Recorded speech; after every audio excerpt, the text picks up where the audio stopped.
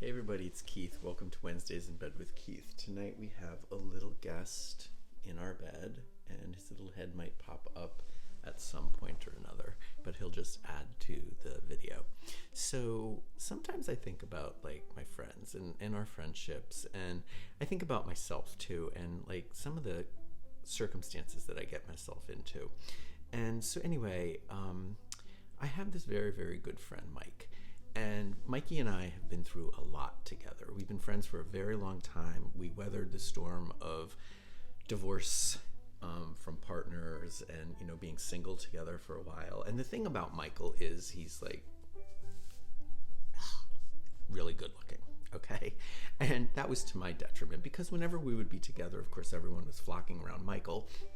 And I was just sort of like his assistant or his shadow in the background. And at first I was like, what?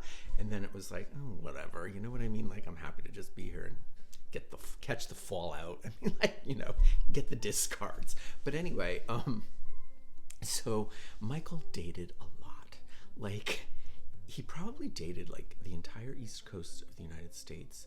I'm going to say part of the West Coast, the Midwest, and the Southwest, and he may have even tapped into Mexico a little bit. I'm not exactly sure about that, but I have my theories.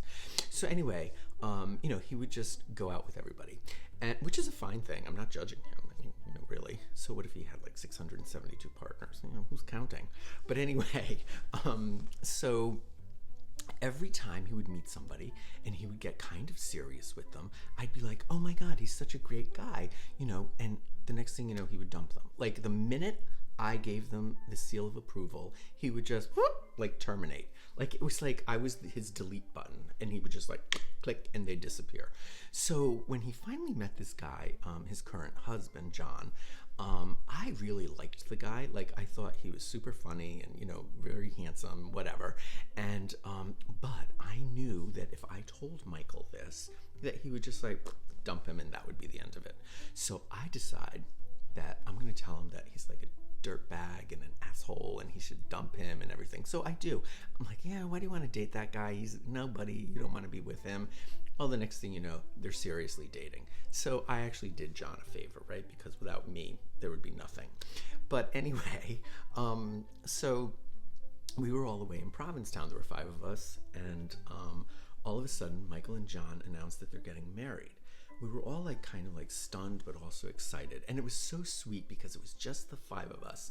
So we all go off to this sort of like little garden and they exchange their vows and their rings. And it's really, really beautiful. And, it's what a wedding like really should be, like super intimate and adorable. And we go back to our house. Now, John and I have this relationship, which we established and have nurtured for many, many years, of sarcasm. Like, I say something to him, he says something back to me, we start, we go, we try to get each other, digs, everything, and it's totally harmless, and we have a whole lot of fun with it, and we've had a whole lot of fun with it. So I decide, when Mike and Rob decided to go out for a walk, that I was going to do something really silly. I wanted to do sort of like what they did in the Old South, like a chivalry, where, you sort of like kidnap the groom and, just do things to them or whatever. And so, but I had limited time and limited space. So John had gone upstairs to go use the bathroom in their bedroom. And I decide I go up and I go into their bedroom and I sort of wedge myself between a dresser and the wall, which was around the corner from the bathroom. And I'm thinking, this is great. He's going to come out of the bathroom. I'm going to jump out and be like, whoa, and scare the bejesus out of him. I'll laugh my way and I'll run down the stairs because I know he's going to run after me and like pound my face in.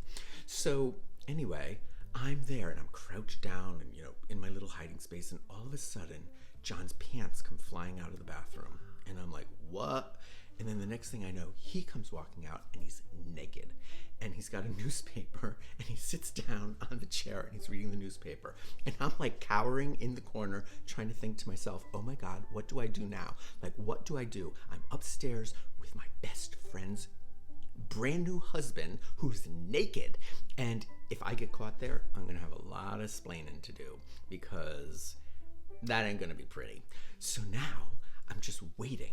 And he's sitting there and he's reading the paper all leisurely, legs out.